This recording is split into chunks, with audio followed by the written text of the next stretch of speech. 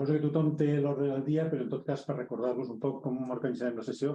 En primer lloc dir que aquesta és una sessió que s'emmarca en el treball que el grup de treball de serveis socials del Consell ha començat enguany. Tenim una primera sessió i tenim una sèrie de sessions programades per la resta de l'any. Aquesta era una que tenia una dimensió pel seu contingut especialment interessant i per això s'ha obert a tothom que estigués interessat, tot i que no fos del grup.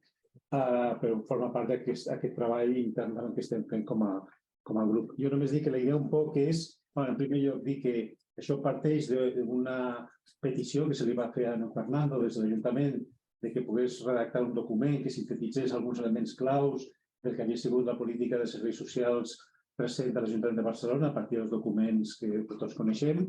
I és el text que s'ha distribuït i que ell presentarà ara. La idea és que pugui fer una presentació d'uns 25 minuts, mitja hora. En tot cas, jo tindré preparades algunes observacions per dir-li immediatament, però a partir d'aquest moment la idea és que tothom pugui fer preguntes o aportacions. Us animem a fer-les, si és possible, a través del xat, però també si hi ha qualcú que vol intervenir personalment, no hi ha cap problema, però el xat ajudaria a anar recollint preguntes semblants i intentarem fer-ho el millor que puguem. Però, en tot cas, aquest seria un poc l'esquema de la sessió d'avui i ja crec que sense res més, Fernando, cuando quieras. Bueno, pues muchas gracias. Es un placer y es una responsabilidad y es una novedad, en cierta manera, ¿no? El que una institución te haga un encargo de leer sus documentos, de leer sus textos y de poder opinar, de poder sintetizarlos y también opinar. Y bueno, pues en principio la idea de grabar la sesión también la solicité también porque la idea es que después de lo que hablemos hoy yo pueda hacer una segunda versión con algunas correcciones o desarrollos de lo que os he contado, ¿no? Entonces, como decía Manuel y Francina, pues voy a exponer un poco, diríamos, las ideas principales del texto que está a vuestra disposición, de esta nota breve sobre la política pública de servicios sociales del Ayuntamiento de Barcelona y bueno, pues con muchas ganas de charlar y con mucho respeto también hacia un ayuntamiento que fijaros si es grande y si es intenso todo lo que se hace, pero vamos, que me han dado esta oportunidad de poder meter un poco la nariz, ¿no? Entonces, bueno, pues en principio yo lo que he leído son los textos que me ha dado el ayuntamiento, que son textos que a su vez son el reflejo de trabajos bastante intensos y con bastante participación de gente, están referidos en la bibliografía. Y bueno, pues en principio yo obviamente puedo tener alguna información adicional a través de mis contactos con el ayuntamiento, con la ciudad, pero básicamente lo que hago es leer lo que me dan y a partir de ahí establecer algunas reflexiones que obviamente pueden estar pues muy equivocadas y de eso se trata, de que las corrijamos y de que las maticemos, ¿no? Básicamente hay una primera parte que explico el hilo que yo he entendido que hace la reflexión del ayuntamiento y las cosas que me parecen, digamos, en general bastante bien y bastante bien pensadas, y luego una segunda parte con algunas notas quizás más de contraste o de duda o de señalamiento para el debate, ¿no? Entonces, en primer lugar, yo diría que, bueno, pues si analizo la documentación, que estas reflexiones que la gente vinculada a los servicios sociales del Ayuntamiento de Barcelona, tanto gente que está dentro como gente que está relacionada desde fuera, han hecho, pues hay una primera idea que aparece en los textos, que es, bueno, cómo estas personas perciben el contexto, ¿no? Es decir, las personas que estáis en los servicios sociales del Ayuntamiento de Barcelona, ¿cómo estáis percibiendo el contexto en el que os desenvolvéis, ¿no? Y en esa percepción del contexto, yo diría que aparece una palabra más insistentemente, es una percepción que yo tengo de la lectura, que es la palabra precarización, ¿no? Es decir, de alguna manera, las personas que estáis en este ámbito, pues lo que notáis en el contexto es un proceso de precarización que yo diría que tiene como, por una parte, relación con aspectos de lo que precisamente pues, tanto Joan Subirats como otras personas de allí de la Universidad Autónoma de Barcelona han llamado el cambio de época. Entonces, aspectos como puede ser el aumento de la longevidad, el cambio en las familias, la migración, es decir, esta precarización tiene que ver con ese contexto más amplio, pero también muchas veces en el discurso se vincula con las, diríamos, dos grandes crisis del principio y del final de la segunda década de este siglo, ¿no? La crisis de la crisis financiera de 2007, 8, 9, etcétera, y luego la crisis de la COVID, ¿no? Entonces, diríamos que la percepción es una precarización en ese contexto. Y en un segundo punto, la pregunta que me hago es, bueno, ¿qué pasa con la demanda ante los servicios sociales en ese contexto de precarización?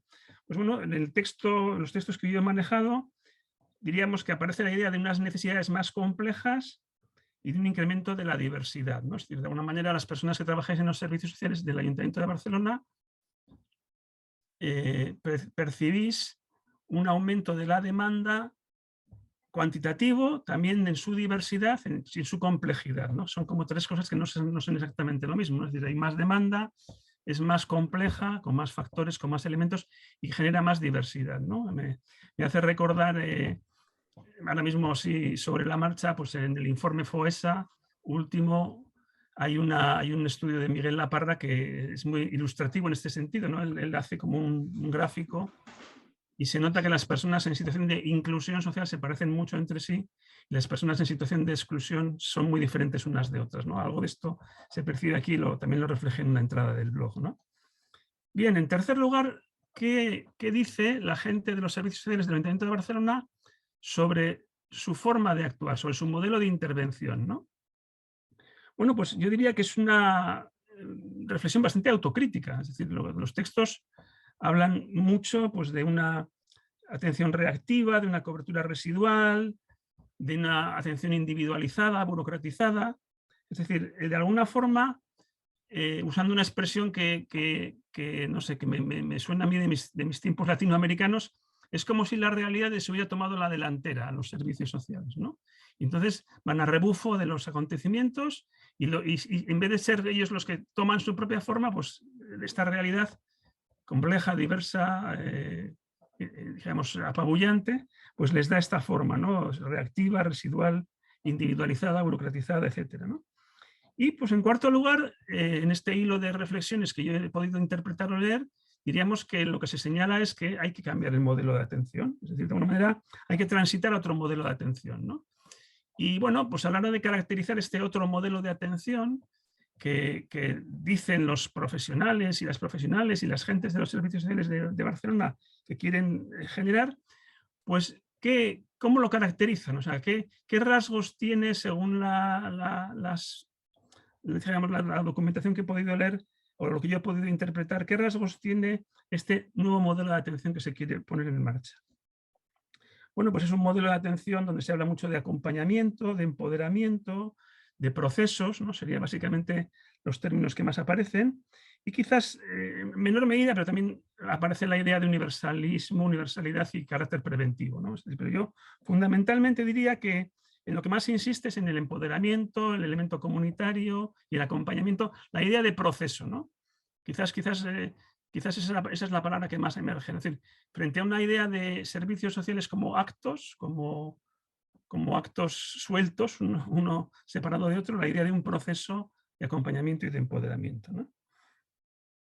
Bien, si en quinto lugar, yo diría, ¿cuál es, usando esta expresión que la tomo de Nesta, de la Agencia de Innovación del Reino Unido, pero que tiene otros orígenes, cuál es la teoría del cambio, ¿no? Es decir, que de forma implícita o explícita, ¿qué percibo que pensáis la gente del Ayuntamiento de Barcelona en relación con cómo hacer esto, ¿no? Es decir, en ese contexto de precarización, con esa demanda creciente, diversa, compleja, viniendo de esa atención reactiva, individual, burocratizada y queriendo ir a una diríamos, atención más de acompañamiento, de empoderamiento y más comunitaria, ¿cómo se haría eso, ¿no? Entonces, bueno, yo fundamentalmente, aunque no es una expresión que se utiliza especialmente en los textos, yo creo que la teoría del cambio es que se puede hacer eso mediante una reingeniería de los procesos, ¿no? Es decir, mediante una reorganización de los pasos que se dan con la gente, sobre todo, diríamos, simplificando temas de tramitación burocrática, cambiando la forma de hacer las cosas, liberando, por decirlo así, tiempos para que el personal de formación técnica en intervención social pueda hacer menos esta labor, llamamos burocrática administrativa, y entonces sí, digamos, tendrá tiempo de poder realizar esta otra forma de acompañamiento, este proceso de esa nueva forma de atención, ¿no? ¿Qué ejemplos, en qué se podría concretar esta reingeniería de procesos? Es decir, ¿qué cambios, por ejemplo, se plantean en diferentes momentos? Bien se están llevando a cabo o bien se plantean. Pues fijaros, ahí, por ejemplo, se habla bastante de la proactividad en la identificación de necesidades. Se habla bastante de sustituir en algunos casos atención individual por atención grupal, establecimiento de puntos de triaje y incremento del margen de autonomía y flexibilidad de los profesionales y las profesionales, ¿no? Es decir, son como cuatro diríamos, elementos de lo que aparecería ahí en esta reingeniería de los procesos que luego, según el discurso que yo interpreto que tiene este ayuntamiento, entraría a modificar esa realidad, ¿no? Hay como dos medidas, o dos medidas que son más llamativas o que quiero destacar en esa labor de reingeniería de los procesos y de cambio que permitiría ese nuevo modelo de atención, que sería la segregación de la gestión de prestaciones económicas de subsistencia respecto de la intervención social, es una separación mayor de esas dos funciones. Concretamente, por ejemplo, el hecho de que se haya pilotado el proyecto BMINCOM va en esa línea. Y luego también hay una idea de integración vertical, quizás de itinerarios más especializados, pues por ejemplo en el tema de infancia, claramente, ¿no? Es decir, procesos que me requieren una mayor integración vertical y horizontal. Integración entre primaria y especializada o entre aspectos más territorializados y menos territorializados de la atención, y también una integración horizontal con salud o con educación, etcétera, ¿no? Es verdad que este ayuntamiento a mí me parece que también destaca, esta es la séptima idea que quería deciros, luego me he saltado la sexta que os voy a contar ahora. La séptima sería decir el tema de la innovación tecnológica, ¿no? También es un ayuntamiento que está insistiendo en ello, pues todo el tema de inteligencia artificial, big data, robótica, de alguna manera se apoya mucho en esto el discurso y las prácticas, en cierto modo, para, junto con esa reingeniería de los procesos, dar ese salto que decimos de cambio de modelo, ¿no? Y también el punto 6, que se me había olvidado pasar, procesos de gestión, como puede ser planificación, evaluación. Se habla también bastante del cuidado del personal, del cuidado de la gente, gestión de recursos humanos y toda la parte de conocimiento, con bastante insistencia en las relaciones con la academia.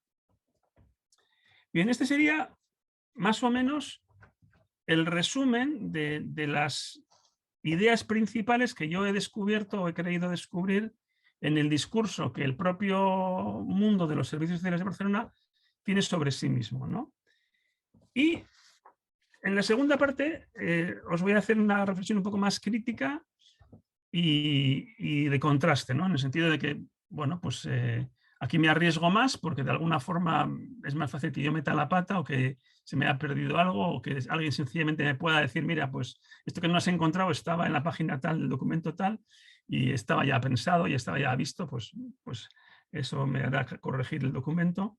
Pero bueno, en cualquier caso sí que debo decir que de mi lectura de los documentos yo me he sentido como bastante identificado, ¿no? Con ese discurso, con esa reflexión y con esa línea de trabajo, ¿no?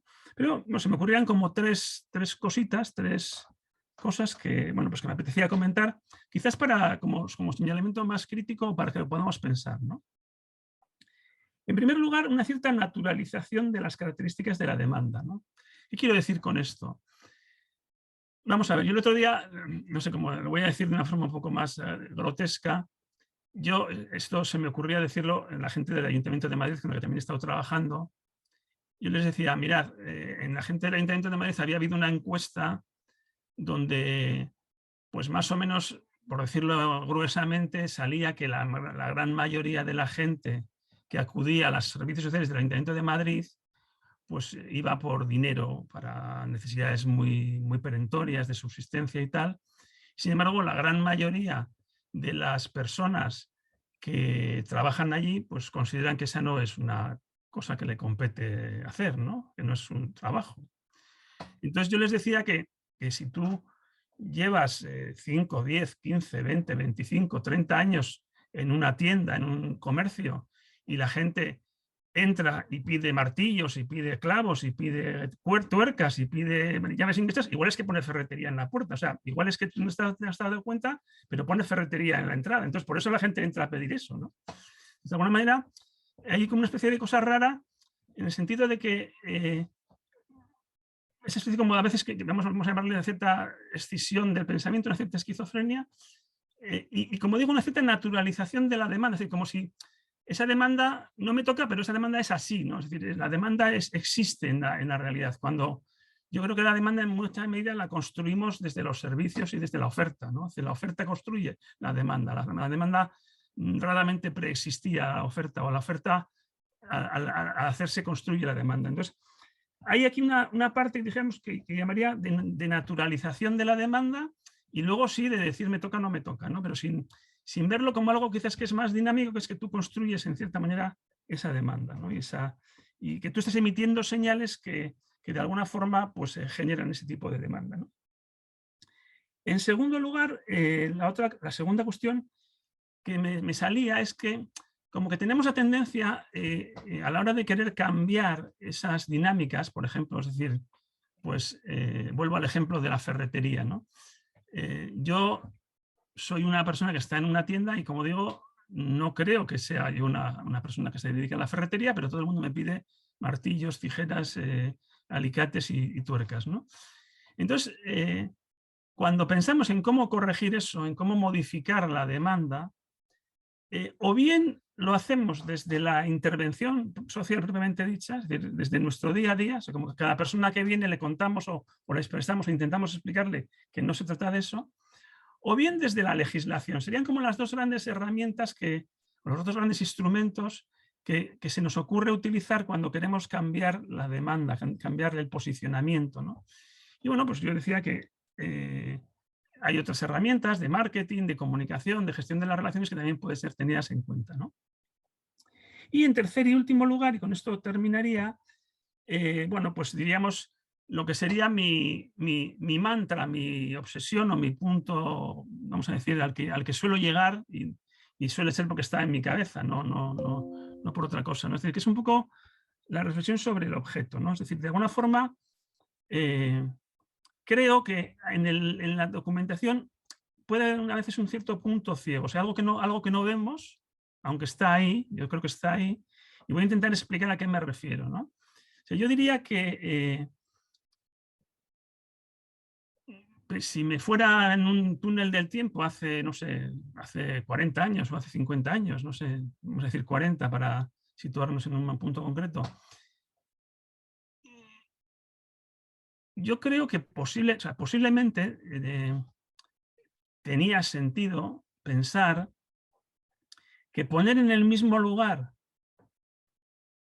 la necesidad de ingreso para la subsistencia material y la necesidad de apoyos y cuidados para las actividades de la vida diaria y la vida comunitaria, tenía sentido. Es decir, de alguna manera, es como pensar, la gente le pasarán esas dos cosas a la vez, y habrá un perfil de gente que será nuestro perfil, ¿no? Será nuestra gente, ¿no?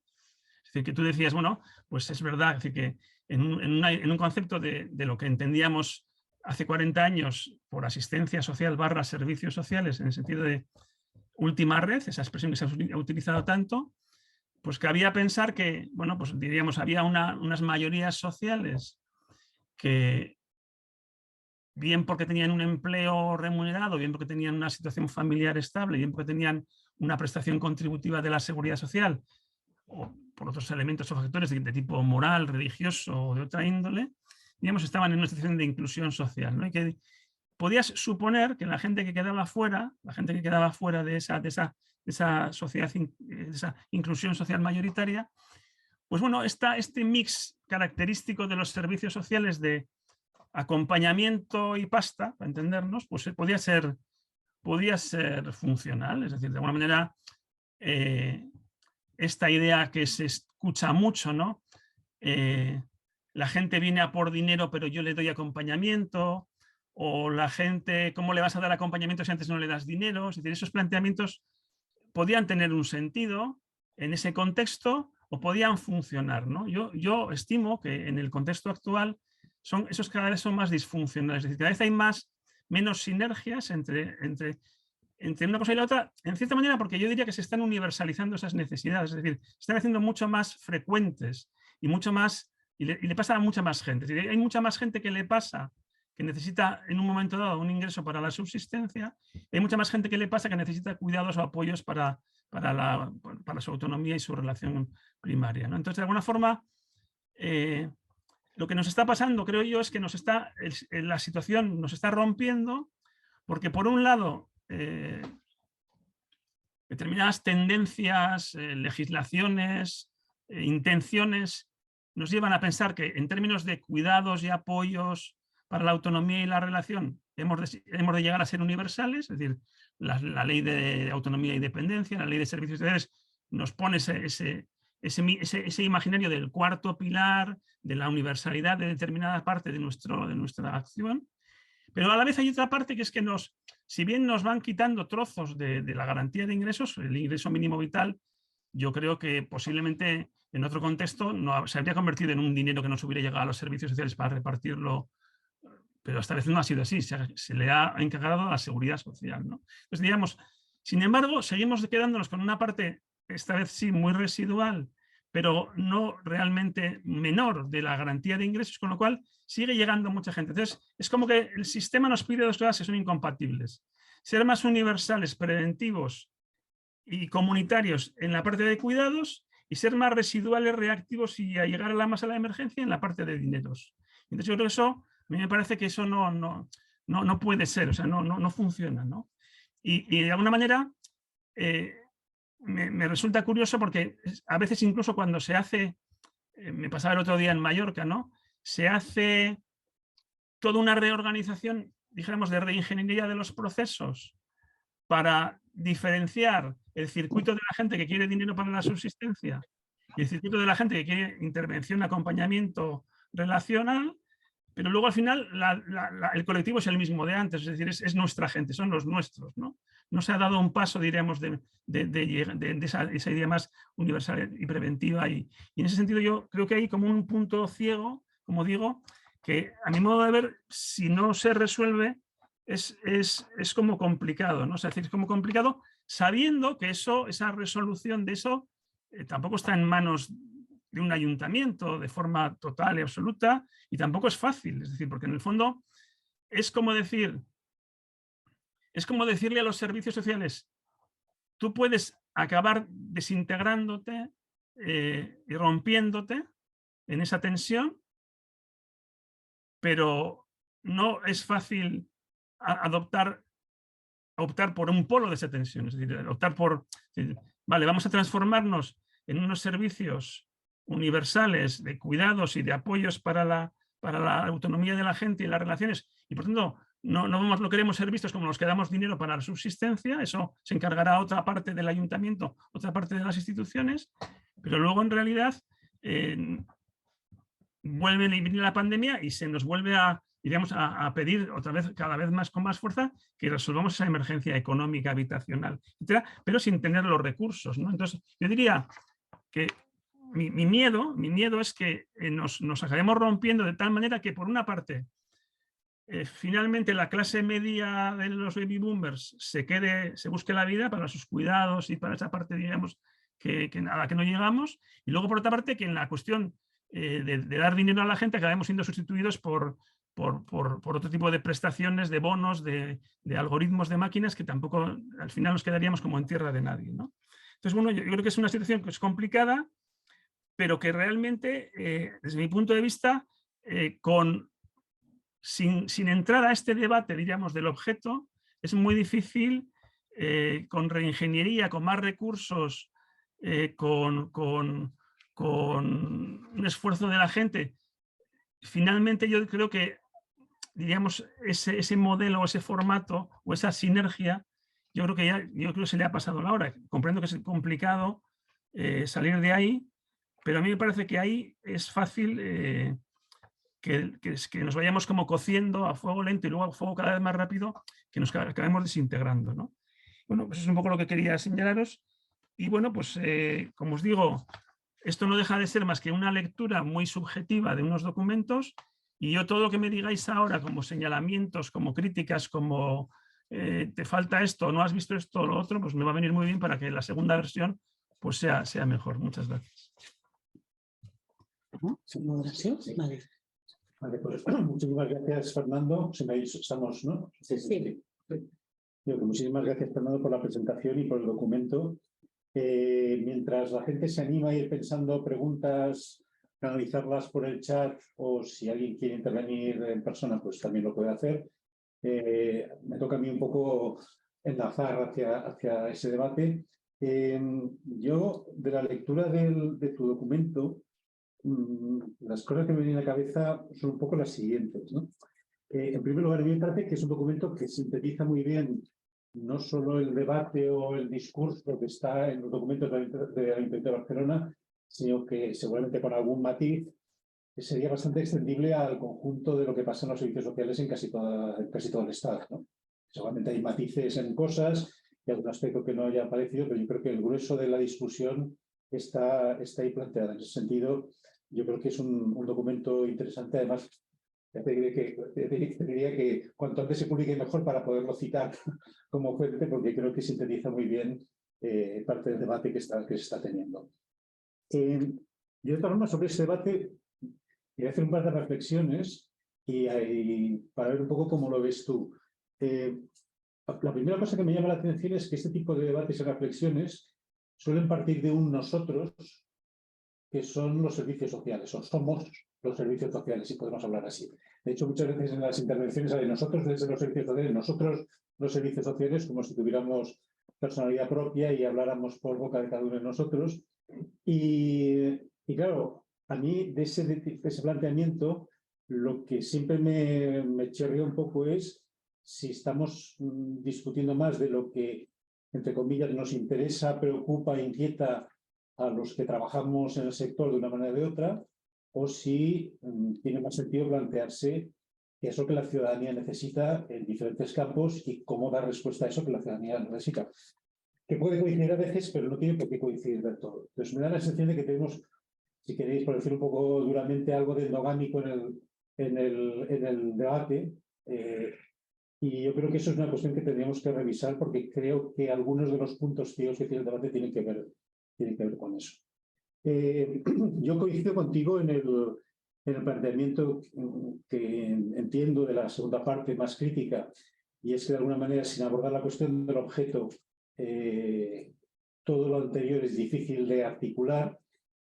Y eso lo hemos discutido varias veces y lo seguiremos discutiendo. Yo tengo la sensación de que no es fácil reducir a que hay dos tipos de objeto: el objeto de la subsistencia material y ese objeto que tú planteas de la interacción, que creo, a mi modo de ver, y es mi particular visión, creo que intenta integrar demasiadas cosas. Yo creo que dentro de eso que tú llamas interacción hay cosas diferentes, y a lo mejor tiene más sentido simplemente por encima de la mesa, pues tenemos el tema de cómo complementar la subsistencia material en aquellos aspectos que los sistemas más generales no pueden cubrir. Que no sé si es de los servicios sociales o no, que creo que es otra discusión. Cómo abordar la cuestión de los cuidados de larga duración, atención a la dependencia, la autonomía funcional. Cómo abordar procesos de inclusión de personas en diferentes situaciones de vulnerabilidad y precariedad. O cómo abordar el tema de las familias con más o menos dificultades de todo tipo para gestionar procesos de crianza y desarrollo infantil. Creo que son como mínimo cuatro objetos que tiene cada una entidad en sí misma, que reclaman, digamos, respuestas, estrategias, recursos relativamente diferentes.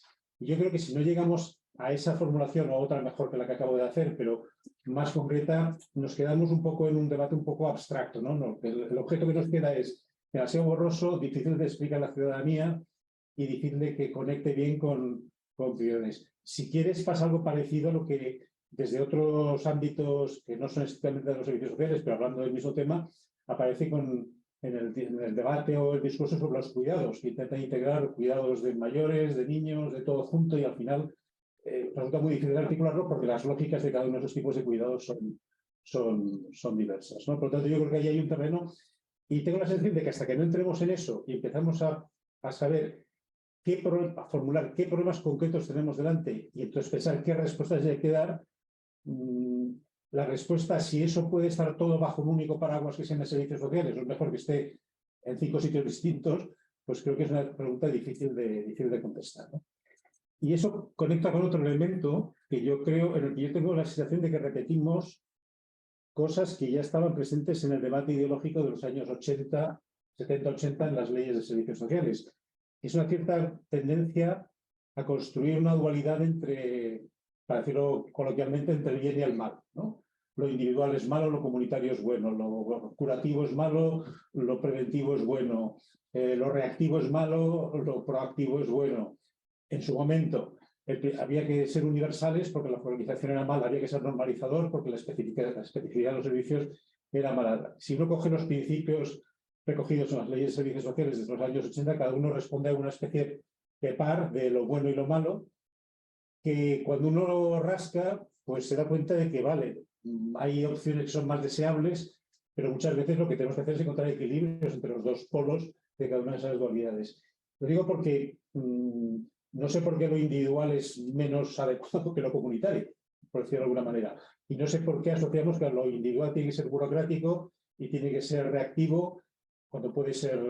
creo que el cruce de posibilidades es más complejo y en algunos casos lo que colocamos entre lo bueno y lo malo en realidad son formas diferentes de abordar las cosas que pueden ser útiles todas y en otros casos pueden tener aspectos más discutibles, ¿no?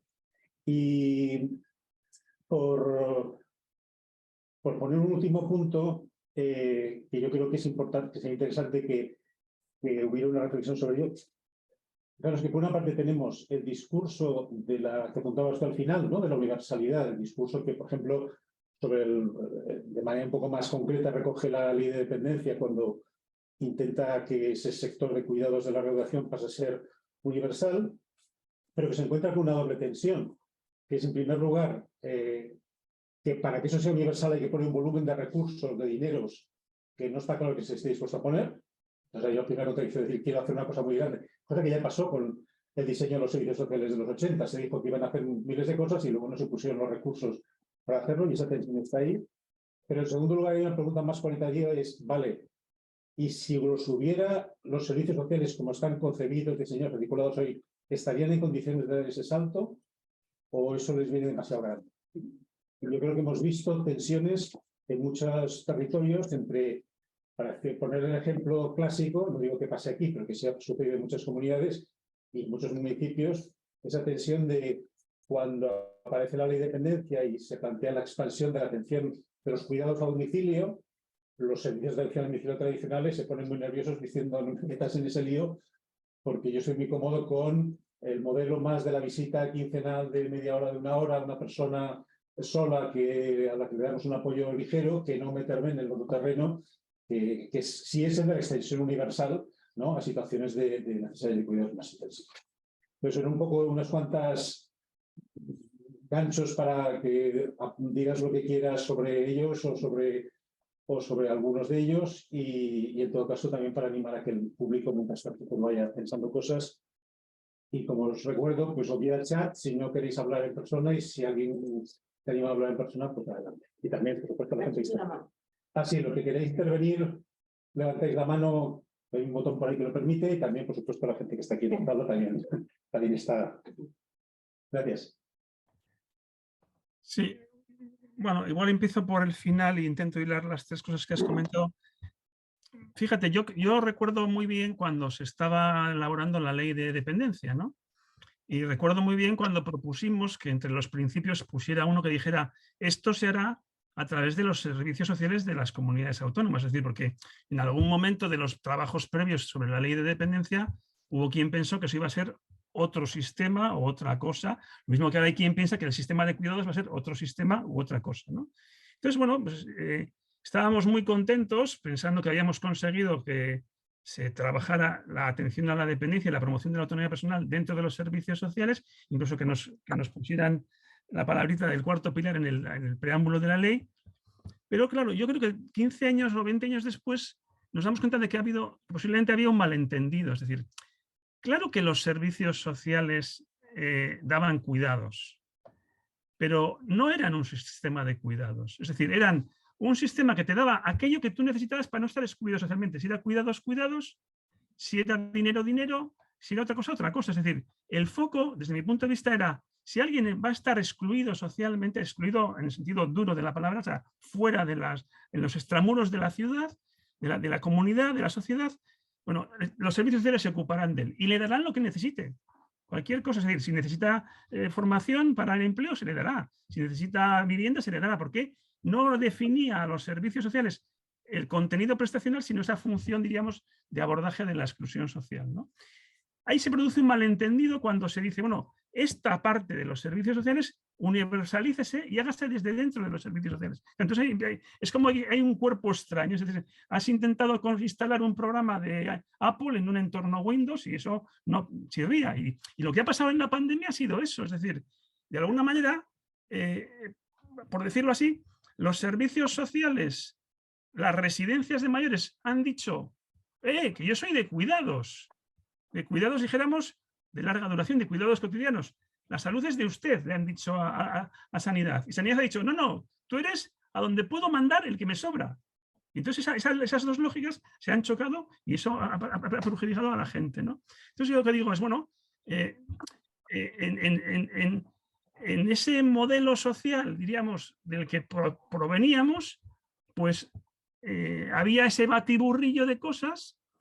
Y la pregunta que tú haces es muy pertinente, es decir, no hay demasiado pensamiento mágico en la idea de ver como dos cosas, ¿no? Tú dices, yo veo por lo menos 4, ¿no? Y dices, ¿tú por qué ves 2? Porque pues me autosugestiono para ver 2, ¿no? Posiblemente, ¿no? ¿Yo por qué digo que veo 2? ¿Por qué digo que veo 2?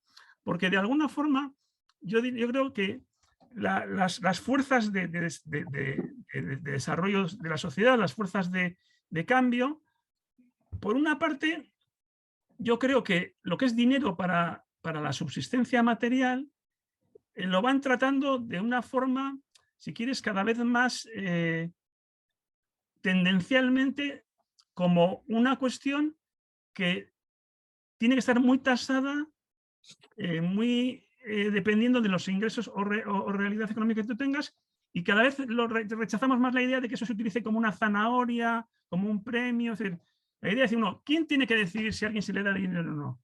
Alguien que pueda saber si lo tiene o no. Por tanto, diríamos, la gente que se dedica a ver si hay que darle dinero o no a la gente, lo que tiene que mirar es si esa gente tiene dinero o no. O en todo caso tiene que mirar unos requisitos, vamos a decir, objetivos, ¿no? que se comprueban desde las normas, desde las leyes y desde un conocimiento directo, ¿no?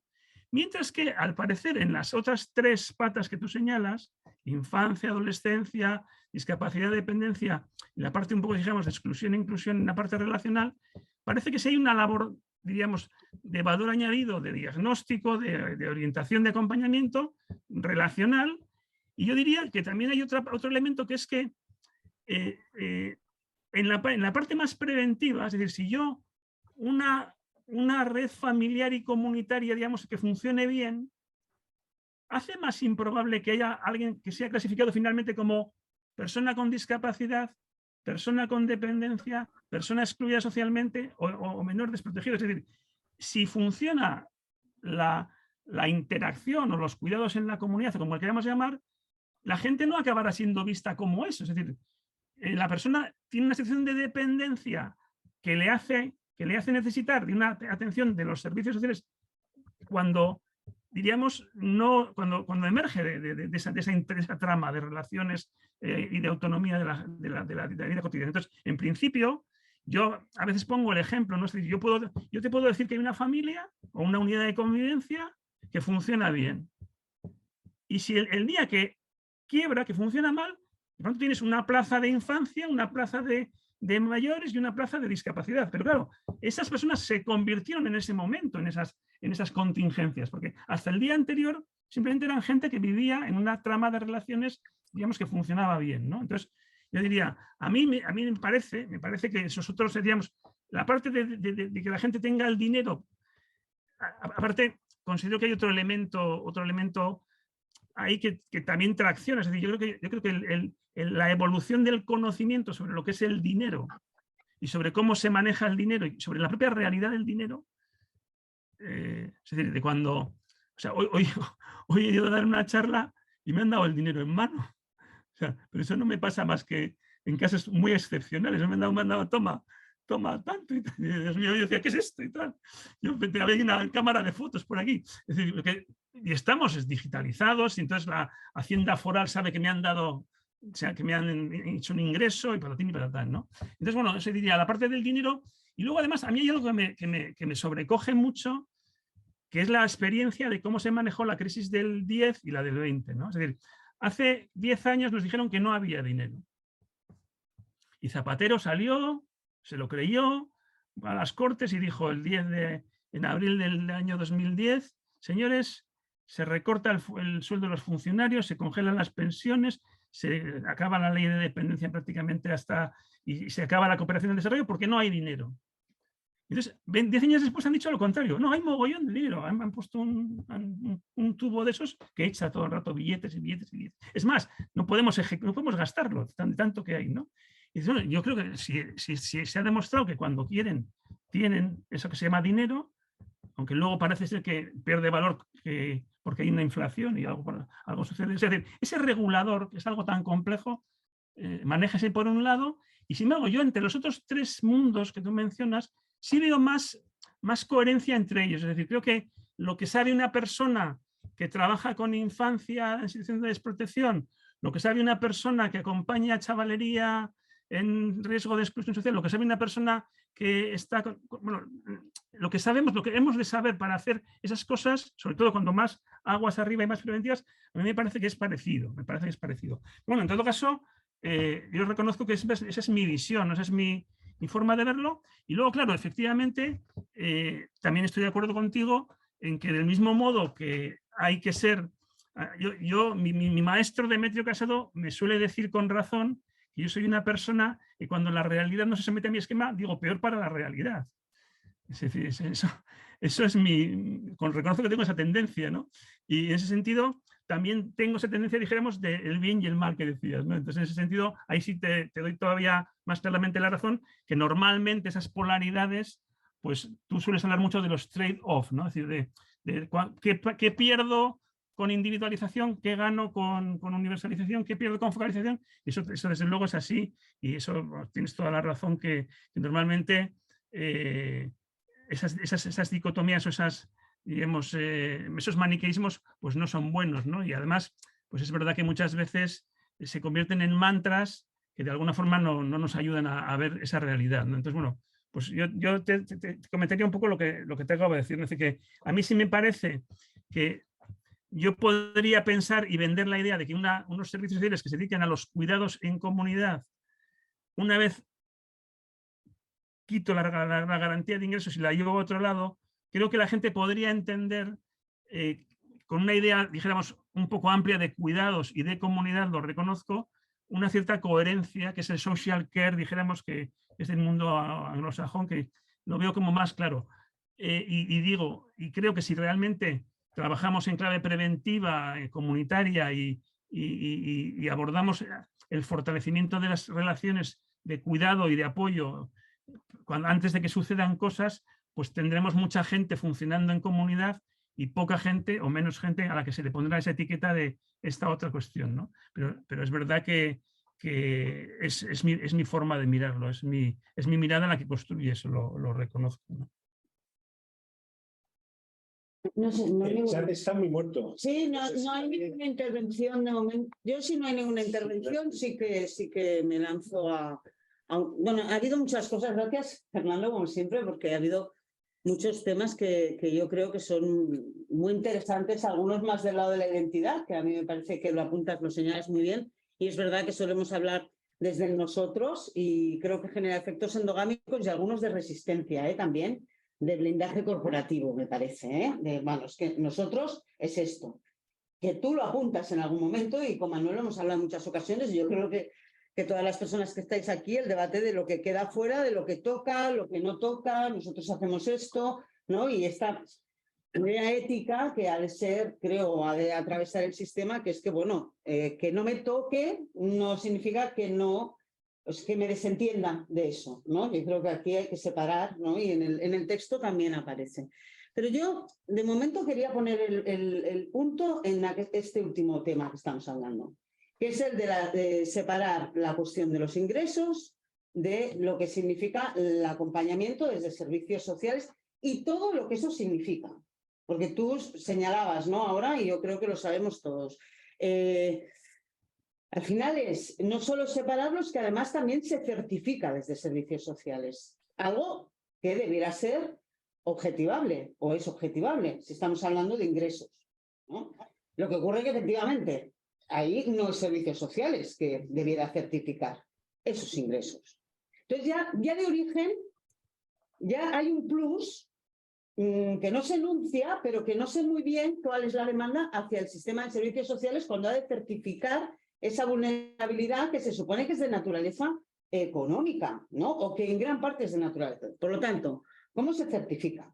Luego está, efectivamente, este vínculo que hace tanto daño, yo creo que pervierte el acompañamiento entre el plan de trabajo y la prestación, ¿no? Que a mí me parece que además muchas veces nos entrampamos de una manera con este tema que luego resulta muy difícil salir, porque al final son dos temas diferentes y deben diferenciarse. En el momento que se vinculan, se generan unas dinámicas de relación que tienen más que ver con el poder que con el vínculo, ¿no? En mi opinión.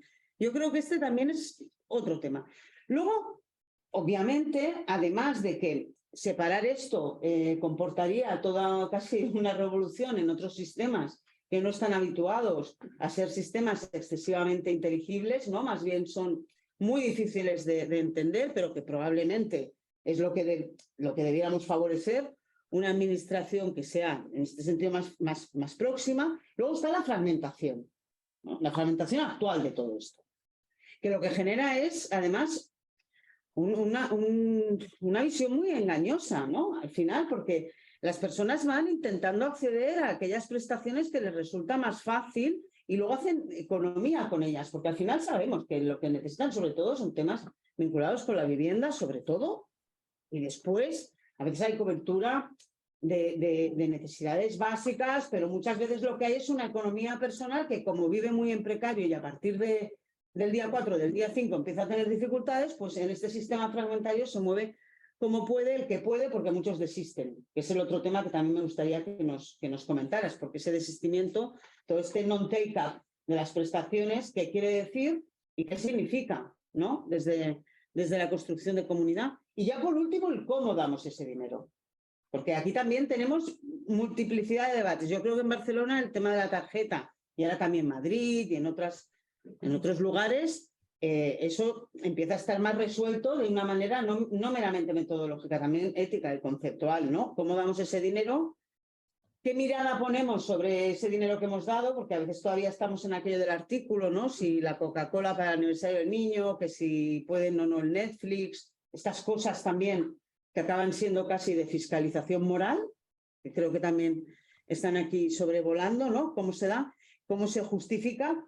Y luego, a partir de aquí, el propio sistema, entonces, el interrogante de cómo generamos vínculo, esto se oye a veces. Y entonces, ¿yo cómo genero vínculo? ¿No? Que dices, hombre, no, las disciplinas de acción social se supone que generamos el vínculo al margen de, ¿no? Pero yo creo que aquí también hay otro interrogante. Entonces, no sé, con todos estos elementos muy vertebrados en torno a lo que es la prestación, la demanda de ayuda, ¿cuál sería tu opinión y por dónde crees que vemos las vías, ¿no? Sí, un poco referido a lo que decía Manuel del nosotros, y tú retomabas también el nosotros. A ver, yo creo que hay un cierto nosotros, ¿no? O sea, hay una comunidad de personas que nos dedicamos a los servicios sociales, ¿no? Y en ese sentido, tenemos la responsabilidad de decidir a qué nos queremos dedicar. Obviamente, sabiendo que luego tendrá que haber un contraste con la demanda, con la legislación, etcétera, pero, por decirlo así, el nosotros no queda exento de responsabilidad a la hora de definir, ¿no? de construir, ¿no? De construir su... O sea, yo, por ejemplo, puedo decir, imaginaros que yo soy un señor que trabajaba en una gasolinera, ¿no? Y soy parte de un nosotros, de las personas que trabajaban en gasolineras. Y le dijeron, tienes que vender chorizo, pan y Coca-Cola. No, a mí no me toca vender chorizo, pan y Coca-Cola en las gasolineras. Yo soy gasolinero.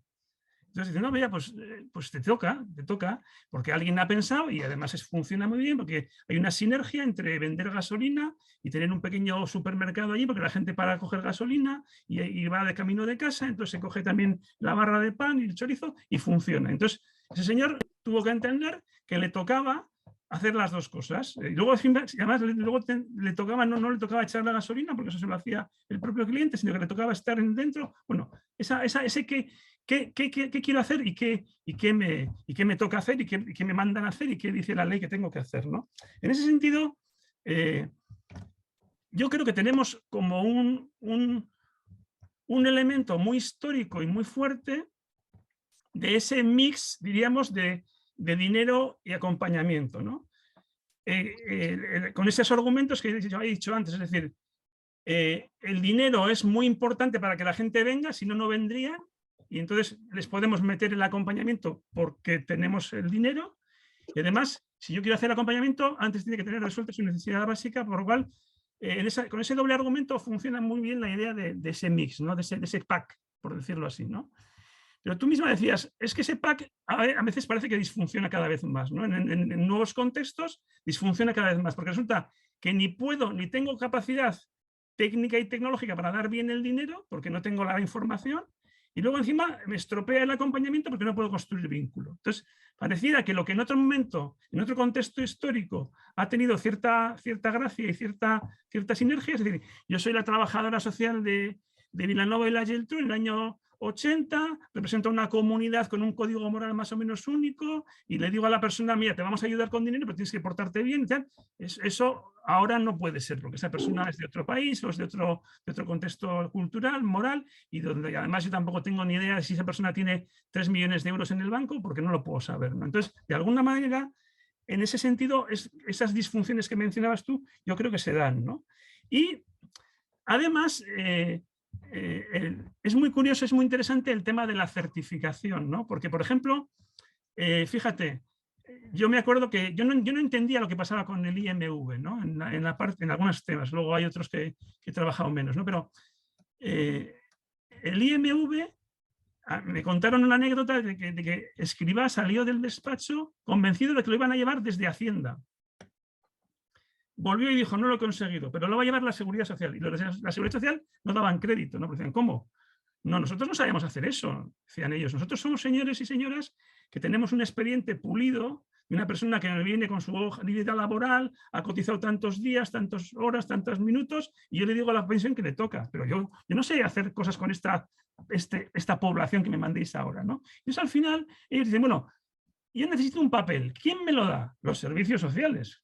O si no, el tercer sector. Es decir, o sea, resulta que ahora es el mundo al revés, ¿no? El que tiene el poder administrativo y político para conocer la situación de la gente, le pide al tercer sector o a los servicios sociales que le certifiquen esa situación que a él le permite estar tranquilo y decir, le concedo esta prestación, ¿no? Entonces, bueno, quiero decir, estamos en un proceso de cambio. Entonces, yo lo que digo es, si el número de gente que se dedica en nuestro país a pensar en videojuegos, una décima parte los pusiéramos a pensar en cómo se podría hacer para que a la gente le llegue el dinero rápido cuando necesita, desde el punto de vista simplemente de seguridad social, Hacienda y bancos, es decir, el triángulo seguridad social, haciendas y bancos, que ponga a la décima parte de la gente que en este país hace videojuegos a pensar en eso. Yo estoy seguro que en menos de 6 meses tenemos un sistema fabuloso para que la gente, de forma automática y prácticamente inmediata, tenga el ingreso que se decida legalmente. Yo no estoy hablando necesariamente de una renta básica, simplemente que lo que se decida,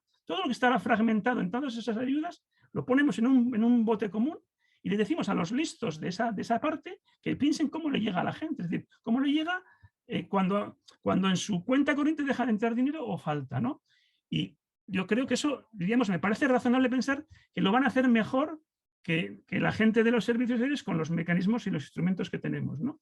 Dicho esto, si eso se pudiera conseguir, la pregunta es, ¿nos queda algo que hacer? Yo digo, sí nos queda algo que hacer, y ahí es donde yo digo que la palabra menos mala para eso que nos queda de hacer, para mí es la palabra en este momento quizás cuidado. Es decir, la gente puede entender que una criatura de 6 meses que su mamá lo deja todo el día en casa, 10 horas al día, necesita cuidados, y puede entender que una persona con Alzheimer de 93 años que está todo el día gritando necesita cuidados, y puede entender incluso que personas que llamamos en situación de calle necesitan cuidados. Es decir, que un concepto un poco elástico de cuidados nos puede servir para que la gente entienda lo que queremos hacer en servicios. Queremos cuidados, que la gente pueda dar y recibir cuidados, los que necesite y los que desee dar y recibir, y que lo pueda hacer en la comunidad en un sentido también amplio, ¿no? Es decir, en ese sentido, lo puede hacer en la comunidad sin tener una etiqueta determinada de tengo una discapacidad, de soy mayor o de soy un niño, ¿no? Entonces, bueno, en ese sentido, yo creo que ahí, en esa parte, sí entraría más lo que sabemos hacer la gente que estudia trabajo social, educación social, integración social, psicología, es decir, reconstruir relaciones, generar autonomía, generar red familiar, red comunitaria. Bueno, yo lo veo ahí veo más coherencia y veo también una forma de explicar por qué seríamos universales. Es decir, por qué a Ana Patricia Botín le tendría que interesar. O sea, a Ana Patricia Botín le interesa que haya un buen quirófano para operaciones de no sé qué tipo en el hospital que tenga más cerca. Pues que a Ana Patricia Botín le tendría que interesar que haya un buen equipo de educación comunitaria de calle o de acompañamiento a la gente en su autonomía y en su relación, si lo supiéramos entender. Evidentemente, yo no sé si estamos a tiempo de esa reconversión, es decir, quizás sea algo tan idílico que no se pueda hacer, ¿no? Que no. Pero bueno, yo por lo menos lo intentaría en el sentido de que yo creo que el mix, la mezcla que tenemos ahora es una mezcla, yo la veo cada vez más explosiva, y tú lo has señalado, es decir, hacemos mal repartir el dinero y hacemos mal la construcción de vínculo que requiere determinadas labores de acompañamiento y de cuidado. Mientras anima bien, porque ¿hay alguna mano levantada o no? No hay, ¿no? Tampoco hay intervenciones en el chat. Están aplatanados. Y aplatanados. O están totalmente a favor o totalmente en contra. No hay término medio. Están dormidos o lo hacemos también que se entiende todo. No, pero un poco para apuntar en este último punto, yo por añadir un par de cosas.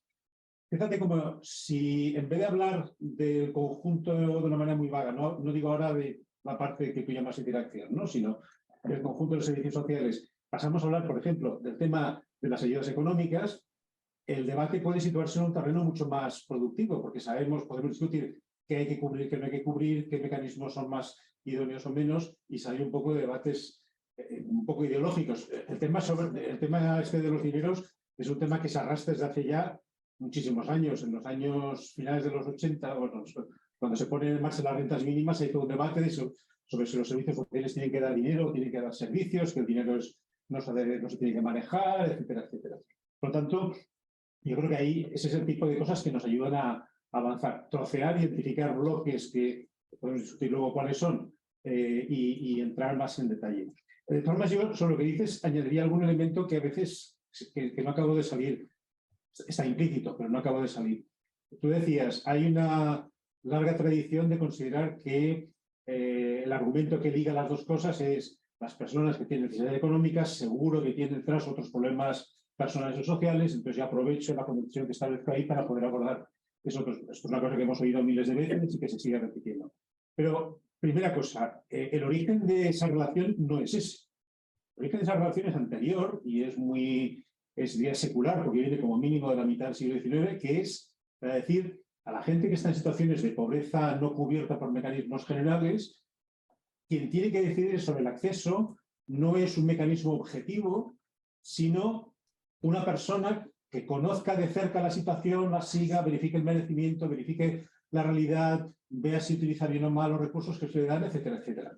A ver, eso no es que sea tan lejano en el pasado, es que sigue la ley de bases del régimen local cuando se dice que, no dicen los servicios sociales, que dicen los ayuntamientos, tendrán como competencia evaluar e informar de situaciones de vulnerabilidad y riesgo de exclusión, pero es que tampoco, si nos vamos a los países escandinavos que tenemos siempre tan mitificados, buena parte de las prestaciones equivalentes a renta mínima se conceden cuando un trabajador social valora que la persona está en situación de necesidad con criterios profesionales, pero bastante flexibles. Con lo cual, tenemos esa herencia de decir que para todos esos que no van a encajar con los criterios estándar que se pueden digamos, formales que se pueden establecer, pues eso que lo decida alguien que los vea de cerca.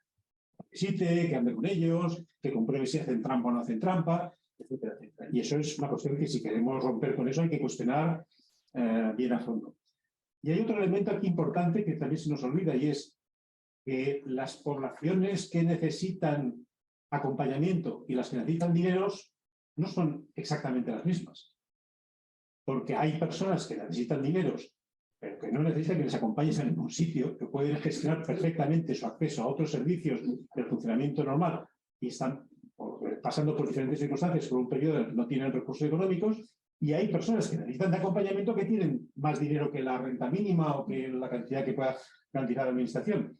Cosas que no nos preocupan, porque como esos no cobran, no nos preocupa asegurar que estamos acompañándolos, ¿no? Que hacemos leyes o normas hemos hecho durante mucho tiempo en torno, por ejemplo, a las rentas mínimas, diciendo que toda persona que percibe la renta mínima será objeto de un proceso de acompañamiento social, cuando ni todos lo necesitan ni todos los que lo necesitan están ahí. Por lo tanto, yo creo que hay muchos argumentos para irnos separando, ¿no? Insisto, a partir de aquí el debate puede ser cómo hacerlo, cómo estructurarlo, cómo conseguirlo y sobre todo colocarnos en el otro lado, porque esa es otra cuestión importante, ¿no? Que yo creo que era lo que apuntaba Sonia. Si esto lo mira, es como lo del IMV. El IMV, digamos, en cierto sentido, lo que ha hecho es cumplir nuestro sueño, que es decir, que se decida en función de datos que no haya ni que pedir a la persona, que la persona no tenga ni que traer. Esto es la prioridad del ministerio y la que no tenga que traer ni la nómina, ni justificantes, ni nada. Lo vamos a hacer con los datos que tiene Hacienda. Pero claro, los datos que tiene Hacienda son los del año anterior. Hasta ahí llega nuestra tecnología hoy. De aquí a un año, 2 o 5, se sabrá al mes o al minuto, pero hoy por hoy se sabe con un año de retraso. Y claro, eso genera una tensión que a la gente le supone un problema. Y le supone un problema porque, en primer lugar, le colocas, porque quiere hablar del IMV, pero me parece que ilustra muy bien el tipo de tensiones que hay. Ahora mismo el mensaje que está mandando el IMV a la gente es algo que no sé cómo la gente no... O sea, yo si estuviera en esa situación no lo entendería. Es decir, si yo ahora tengo un sueldo, pero el año pasado fui pobre, puedo solicitar el IMV. Pero si ahora soy pobre y el año pasado no lo fui, entonces no puedo solicitarlo. Yo si estoy ahora cobrándolo no se me ocurre. Buena parte del non-take-up que dicen del IMV, sospecho que son personas que ahora mismo no tienen esa necesidad, pero el año pasado sí cumplen el requisito del año pasado, pero no se les ocurre ir. Pero es que además, imaginaros en los sitios, como en el caso de Cataluña, pero también en otras comunidades, la excepción vasco-navarra foral, pues viene de otro modelo, es que en la que se combina la renta mínima autonómica y el IMV, es que la persona tiene que ir a solicitar apoyo económico a dos sitios distintos, con criterios distintos, con baremos distintos, que una prestación afecta a la otra y encima para completar reglas su ayuntamiento nos ayuda a rellenar no sé qué otra cosa que de rebote puede provocar. Eso, visto desde el papelito y desde aquí, puede quedar claro porque tenemos un organigrama de todo encaja, pero visto desde la ciudadanía, eso es una absoluta locura, ¿no?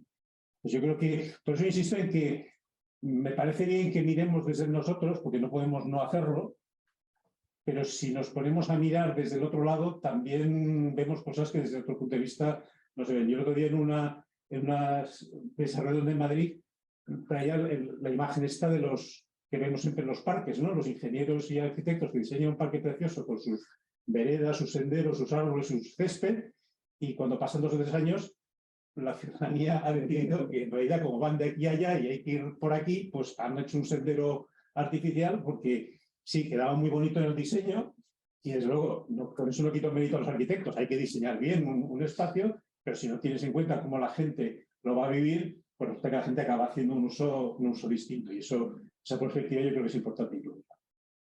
Mira, hay manos levantadas, perfecto. Eduardo. Hola, Fernando. Bueno, aquí debe poner que soy Galaxy, ahora se pone Eduardo Sala, ya lo veo. Yo veía que ponía mi móvil. De Cáritas, ¿vale? De Cáritas de San Barcelona.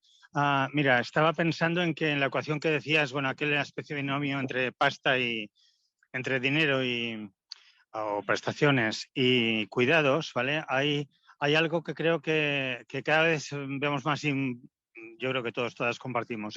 Lo más importante también es también derechos, ¿no? Porque hay un gran elevado desconocimiento de la gente de qué le toca o a qué tendría derecho por derechos reconocidos, que no sabe. Ya no hablamos de acceso, tenemos brecha digital, sino es que simplemente desconocimiento. Y ya no digo los que claudican que lo intentan, ¿no? Y ese tercer tema también, que ya lo he tratado otras veces, lo he hablado también otras veces, te he escuchado o te he leído, pero también lo añadiría a esa ecuación, ¿no? Eso por un lado. La segunda cosa que quería comentar es, una cosa es lo que querríamos que hubiera, ¿vale? Y también otra cosa, lo que no querríamos hacer, ¿vale? Lo que no querríamos hacer. Pero la pregunta, entiendo que todos nos apuntaríamos a ese sueño, ¿no? Al sueño, a lo que debería ser. También pensaba en ese trío que has hecho, Hacienda, Seguridad Social. Has dicho Hacienda, Seguridad Social, y la tercera has dicho... Bancos. La ¿Perdón? banca. La banca. La banca, exacto, banca, ¿no? Claro, yo también pensaba, ostras, ¿y cómo aseguramos las unidades de convivencia claras, ¿no? O sea, el hecho de que alguien coteje quién está viviendo allí, ¿no? Que entiendo que se puede sacarte con la información que ya se tiene, ¿no? Pero hasta que no haya esa especie como de... que seguro que existe, si estuvieran interesados, seguro que esto lo tenemos ya solucionado, ¿no? Pero hay ese elemento de cómo clasificar las unidades de convivencia, quién vive con quién, ¿vale? Y qué relaciones hay allí. Bueno, eso también necesitaría un tamiz, ¿no? Pero ante lo que querríamos que hubiera y lo que no queremos o no querríamos hacer, y ese sueño, y ante la distancia ese sueño imposible, la pregunta es cómo gestionamos tanto lo que hay como lo que no hay, ¿no? ¿Cómo podemos gestionar lo que hay con lo que no hay, ¿no? Porque es cierto que el tema tanto corporativo, la gente también, ese nosotros corporativo, pues también es cierto que ha sufrido, y fácilmente buscamos soluciones simples, pero hay que gestionar lo que hay y lo que no hay.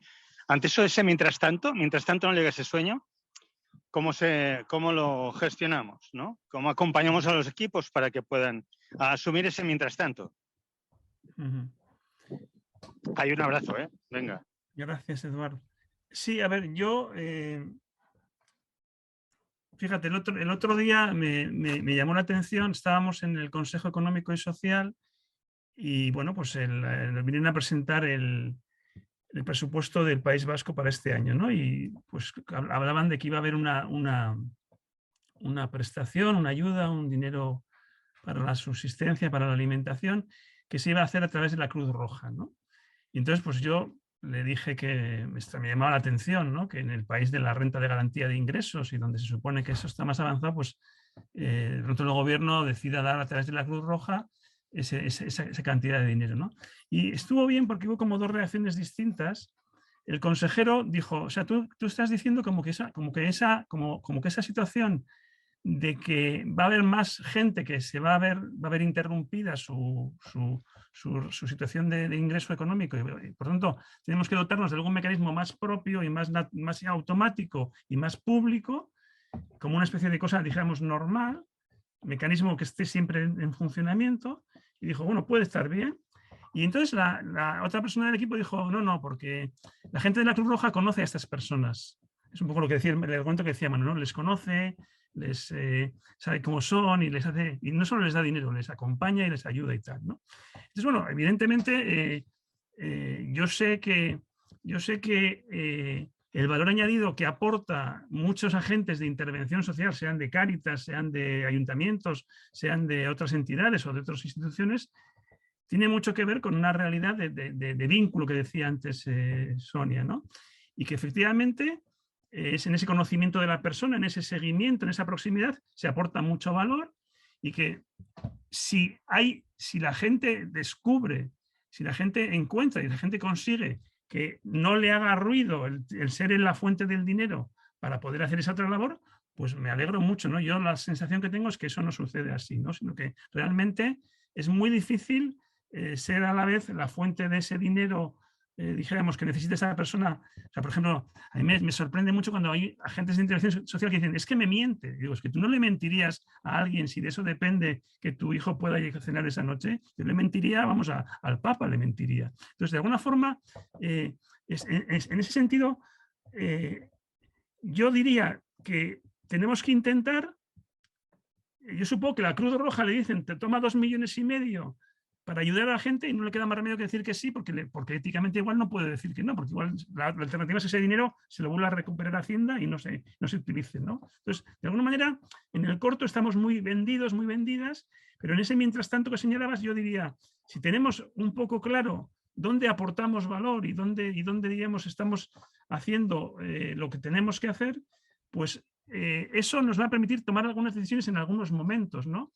Sobre todo si hay momentos donde hay cosas que colapsan, es decir, que o sea, yo creo que es muy difícil determinadas realidades de lo que tenemos ahora como estado de bienestar o como funcionamiento social, es muy difícil transformarlo en condiciones normales, es decir, hay demasiadas inercias, ¿no? Para que cada uno siga haciendo más o menos lo que hace y se mantenga ahí, ¿no? Ahora, no descarto que del mismo modo que ha habido una pandemia y un confinamiento, pues hay otro tipo de situaciones sociales, económicas, digitales, que puedan ser problemáticas. Entonces, ahí es donde yo digo, yo creo que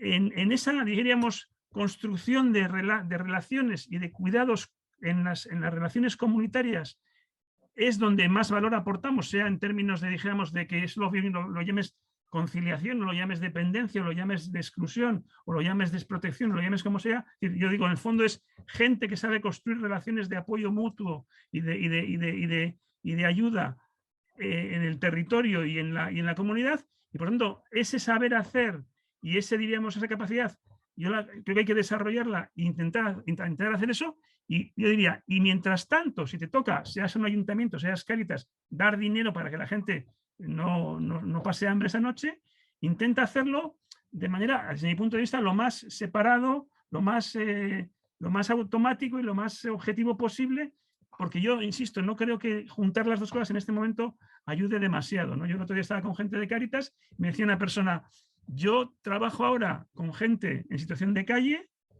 no hago nada más que charlar con ellos, me siento mucho mejor que cuando estaba en la parroquia repartiendo dinero porque me sentía como un policía y tenía que descubrir a la persona si me estaba engañando o no me estaba engañando, ¿no? Es una experiencia que me decía esa persona y digo, bueno, pues bien, pues efectivamente, es decir, entonces en ese sentido yo diría, el mientras tanto es un mientras tanto de muscular lo que nos permite aportar valor, seamos trabajadoras sociales de los ayuntamientos, seamos colaboradoras de una entidad o seamos lo que seamos, muscular donde aportamos valor. Y luego tú has dicho una clave antes, reivindicar derechos, es decir, reivindicar derechos en el sentido de decir, hay cosas que tienen que ser vistas como un derecho. Y yo diría, a mí me parece que esa pedagogía es fundamental. O sea, resulta, mi personaje favorito de los últimos años es el residente somnoliento. Es un personaje que está en las urgencias de un hospital, es un médico residente de primer año y está somnoliento porque lleva de guardia 4 horas. Y entonces llega alguien allí y ese residente somnoliento toma una decisión que nos cuesta, después de mes y medio, 150.000 euros. Y esa decisión no la ha supervisado nadie, no hay donde interventor, ni a un pleno del ayuntamiento. No, esa decisión ha ido a misa. La ha tomado el residente somnoliento. Es mi héroe. El residente somnoliento permite que alguien ejerza el derecho a la atención sanitaria. O sea, pues pongamos residentes somnolientos en otras partes del sistema para que la gente pueda ejercer sus derechos. Claro, pues si ponemos personas que están ahí, mira, falta el papel, no sé qué y tal, pues entonces las personas no ejercen derechos, ¿no? Entonces, no tiene sentido que no tengamos ningún inconveniente en gastarnos 150.000 euros en una persona cualquiera que entra por la puerta de urgencias de un hospital y se nos abran las carnes porque alguien recibe pues 100 euros para tomarse Coca-Cola y apuntarse a Netflix, ¿no? Como decía antes Sonia. Lo pondremos a nómina o del Ayuntamiento o de la Generalitat o tal vez del Ministerio.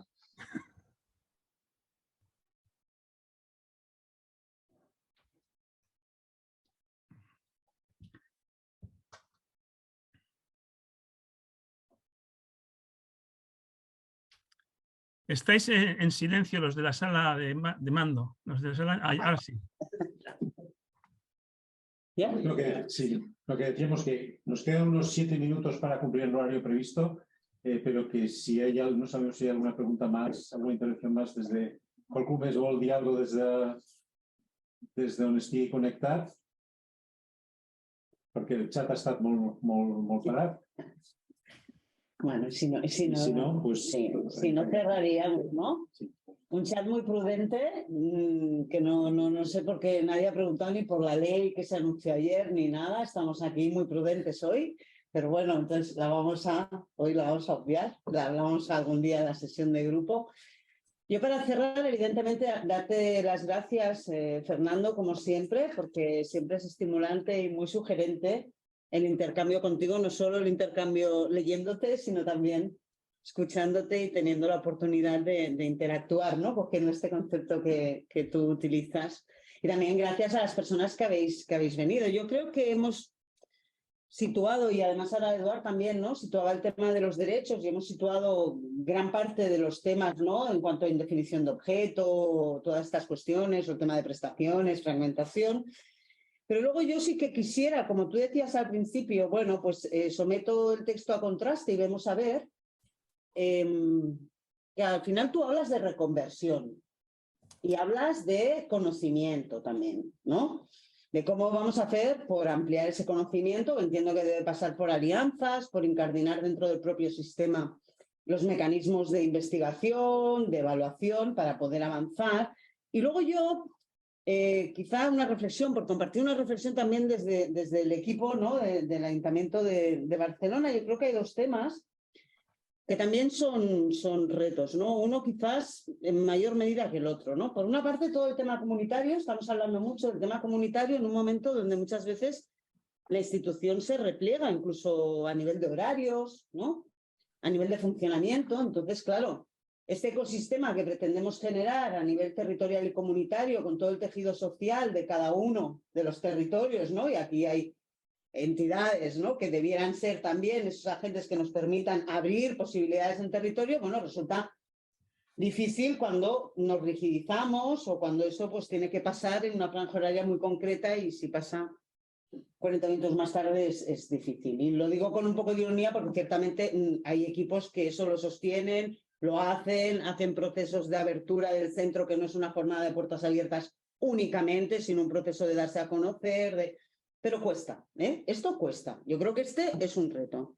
Y el otro, yo creo que ya lo debéis saber, lo que voy a decir aquí, seguro, la participación de las personas, como en cualquier otro sistema, evaluando, pidiendo sus cambios de profesional, formando consejos de participación, revisando si los espacios físicos son los adecuados, o sea, con muchísima más normalidad y con muchísima más naturalidad. Yo creo que también la reconversión es darle la vuelta a esto, porque si no, y lo decíamos, bueno, yo lo comentaba al principio, si no seguimos muy vertebrados en torno al poder, a una relación que es excesivamente unidireccional o que sitúa una pasividad en alguien que nos hace una demanda y un supuesto poder en otro que autoriza, valida, legitima o da respuesta a esa demanda, y no estamos siendo capaces de introducir mecanismos que nos hagan innovar necesariamente, ¿no? Yo creo que aquí tenemos que ver cómo nos conjuramos. Yo creo que hay que hacer una cierta conjura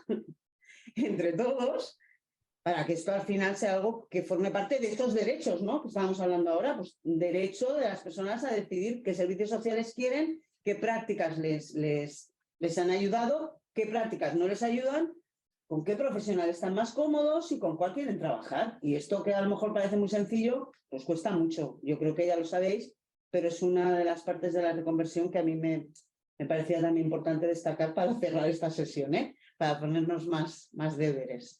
Entonces, no sé si tendremos ocasión de comentarlo esto en algún momento, yo espero que sí, pero a lo mejor si tenemos oportunidad, como decías, continuar avanzando en el texto, que ya planteabas muchas cosas. Pues no sé si quieres decirnos algo, para cerrar, porque te lanzaba así los envites y ya con eso cerraríamos. Lo mismo, invitar a ver, yo creo que estos encuentros son parte de una conversación que vamos teniendo, es en nosotros hasta cierto punto que existe, y bueno, pues lo que no se haya podido decir hoy, pues decirlo a través de las redes sociales o decirlo de otra manera o mandar un correo electrónico. O sea, yo encantado de si alguien se ha quedado con algo en la cabeza que le gustaría que apareciera, que no se olvidara, pues mandéis un correo a través del ayuntamiento, a través de las redes sociales, con mucho gusto y nada, que yo he estado muy a gusto y que pues intentaré recoger lo que se ha dicho y hacer una segunda versión y en todo caso que seguimos conversando, es decir, que yo creo que tenemos un momento también generacionalmente muy poderoso porque mucha gente que construyó el sistema se está jubilando y ahí hay una, digamos, por una parte un riesgo muy grande de pérdida de descapitalización y de pérdida de conexión con el origen y de alguna forma pues también un reto de que pues que podamos hacer una entrega de un legado más prometedor y que yo creo que hay cosas muy necesarias para la gente en muchos terrenos que las sabemos hacer la gente de los servicios sociales y no las sabe hacer otra gente, en un sentido amplio, ¿eh? Públicos, tercer sector, etcétera, ¿no? Entonces, bueno, pues que muchas gracias por este rato y que seguimos. Yo por lo menos no sé hacer otra cosa, entonces tengo dudas de que no creo que me pueda reinventar o reconvertir yo, pero espero que el sistema sí se pueda reconvertir. Gracias. Sí. Muchas gracias, Fernando. Muchas gracias, Fernando. Solo, igual lo habéis visto en el chat, pero os informaban ahí de que el día 2 de febrero nos volvemos a ver y Miguel Ángel Mazano, que ha enviado el enlace, os lo dice ahí. Fernando i Manuel continuaran el debat el 2 de febrer a la jornada de cercle de serveis socials de la Diputació i després deia que esteu tots convidats. O sigui, Molt bé. Gracias. que seguiremos hablando aquí en más sitios y no solo nosotros, sino mucha más gente de todo esto. Gracias. Muchas gracias. Un Muchísimas abrazo gracias. virtual. Hasta luego. Hasta luego. Hasta luego. Moltes gràcies, adeu. Adéu. Gràcies.